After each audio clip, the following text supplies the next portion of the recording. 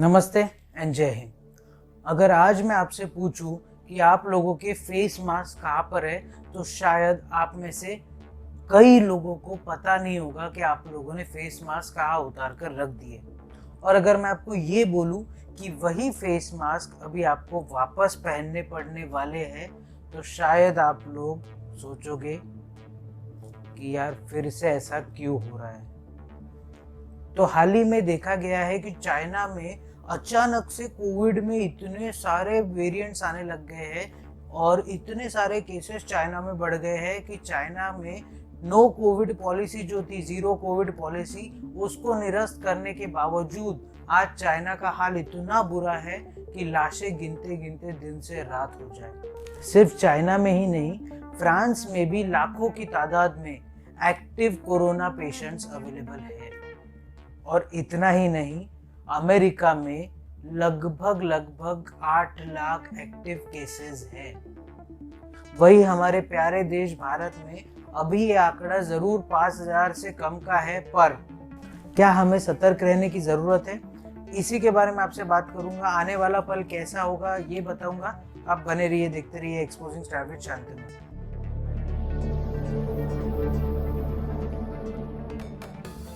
कोविड-19 ये नाम इंडिया के बच्चे बच्चे की जुबान पर मानो बस सा गया है। 2019 में जो आपदा आई है, अभी तक के हम लोगों ने उस आपदा से पार नहीं पा सके हैं। हम लोग उस आपदा को पूरी तरीके से निरस्त नहीं कर पाए हैं।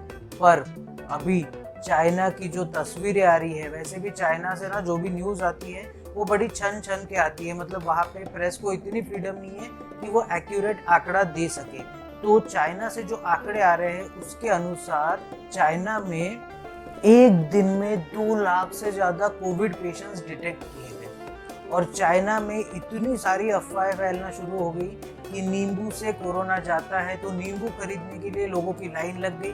चेरी, जो हम लोग चेरीज खाते हैं, वो चेरी खाने से कोरोना चला जाता है, ये अफवाह वहाँ पे सर्कुलेट हुई। उस वजह से चेरीज खरीदने के लिए लोग मारा मारी करने लगे।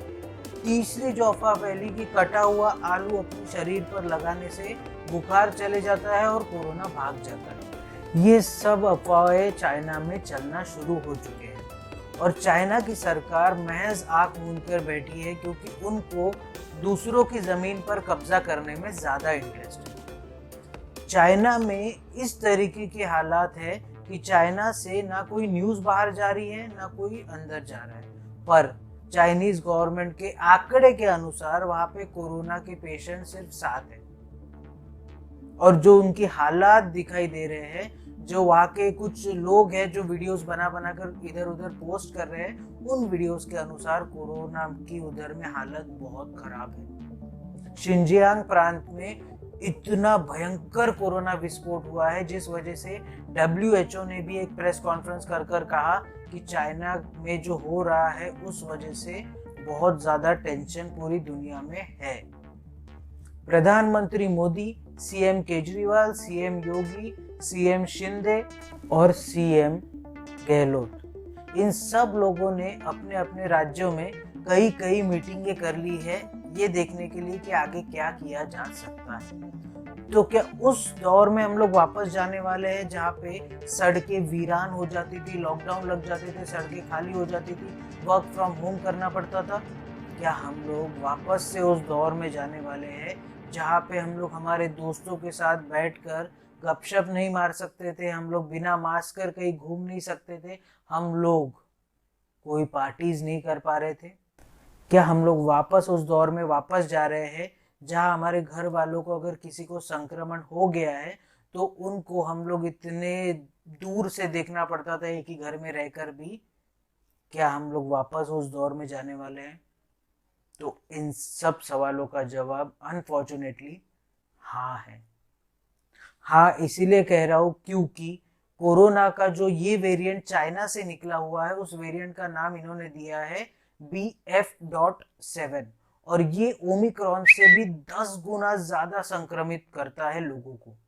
मतलब अगर एक बंदे को ये कोरोना हो रखा है BF.7 वर्जन का, तो ये अपने में से 10 लोगों को संक्रमित करने की क्षमता रखता है। और ये जो वायरस है ऐसा नहीं है कि जिसको एक बार हो चुका है उसको वापस नहीं हो रहा है, बट ये BF7 वेरिएंट हर किसी को अपने चंगुल में ले रहा है। और ये वेरिएंट सबसे पहले इफेक्ट करता है आपके लंग्स पे हर बार की तरह। और कोरोना के आंकड़े जो चीन से, मतलब जो चाइना से नहीं आ पा रहे हैं, पर चाइना ने अपनी कोविड पॉलिसी में बदलाव ये कर दिया है कि जो रेस्पिरेटरी अब डिजीज से मरेगा उसी को कोविड के इसमें काउंट किया जाएगा, बाकी लोग जो मरेंगे उनको नॉर्मल डेथ डिक्लेयर कर दिया जाएगा, चाहे वो कोरोना पॉजिटिव भी क्यों ना हो। अब हम लोगों को क्या प्रिकॉशन लेनी चाहिए? सबसे पहले वापस से मास्क पहनना शुरू कर देना चाहिए। दूसरा प्रिकॉशन ले सकते हैं कि हम लोगों को सोशल डिस्टेंसिंग फिर से चालू करनी पड़ेगी। हम लोग कहीं ना कहीं सैनिटाइजर्स को भूल गए थे, बट वापस से हमको हाथ सैनिटाइज करना जरूरी है। और कई सारे विपक्ष के नेता बोल रहे हैं कि हम लोग हमारी यात्राएं बंद नहीं करेंगे। मोदी जी ने भी राजस्थान में एक यात्रा कर रखी थी, जन आक्रोश यात्रा। हालांकि उन्होंने 2 दिन पहले वो यात्रा बंद करवा दी है इस वजह से कि कोरोना ना फैले, पर भारत जोड़ो यात्रा अभी भी शुरू है। तो क्या उस यात्रा को रोकना नहीं चाहिए? ये आप सोचिए। और मेन पॉइंट आपको जो करना है वो ये है कि पैनिक नहीं करना है। हम लोग कोरोना की 2 लहरें झेल चुके हैं, और वो 2 लहरों से जो हमको एक्सपीरियंस मिला है, वो एक्सपीरियंस के आधार पर मैं ये ज़रूर कह सकता हूँ कि भारत की जो स्थिति है वो बहुत मजबूत है। हमारे इंडिया में अभी तक जो कोरोना ट्रीट करने के लिए हॉस्पिटल्स है, उनकी तादाद 2019 से लेकर, अगर आज का मैं डेटा आपको बताऊं, तो वो लगभग 78% से बढ़ गया है। हमारे यहाँ पे ऑक्सीजन प्रोड्यूस करने की जो क्षमता है वो हमने 82% से बढ़ा ली है। हमारे यहाँ पे पैरामेडिक्स के जो लोग, उनको जो हायर किया गया है, वो लगभग 63% से उनको बढ़ाया गया है। और साथ ही साथ हमारे यहाँ पे जो गोलियों का स्टॉक है, वो पर्याप्त मात्रा में गोलियों का स्टॉक अवेलेबल है। तो आप बिल्कुल भी इसकी चिंता मत करिए कि हमारे ऊपर में कोई आपदा आने वाली है। पर जिन जिन लोगों ने बूस्टर डोज नहीं लिया, क्योंकि हमने 2 डोज तो बड़े जोर शोर से जोश में ले लिए, पर हम लोगों ने बूस्टर डोज लेने में आनाकानी की है। महज 27% लोगों को बूस्टर डोज लगी है, बाकी लोगों ने लगाई नहीं है। और कई सारे डॉक्टर्स का मानना ये है कि जो एजेड लोग हैं, जो उम्र दराज लोग हैं, उनको ये संक्रमण बहुत जल्दी हो सकता है। उसका रीज़न ये है, वो बहुत ही वल्नरेबल होते हैं, और उनकी जो इम्यूनिटी है, वो इम्यूनिटी उनकी बहुत कमज़ोर होती है। तो छोटे बच्चे और एजेड लोग, इन लोगों का खास हमको ध्यान रखना ज़रूरी है। फिर से उसी दौर में वापस ना जाना पड़े, इसलिए हमको एहतियात बरतना पड़ेगा।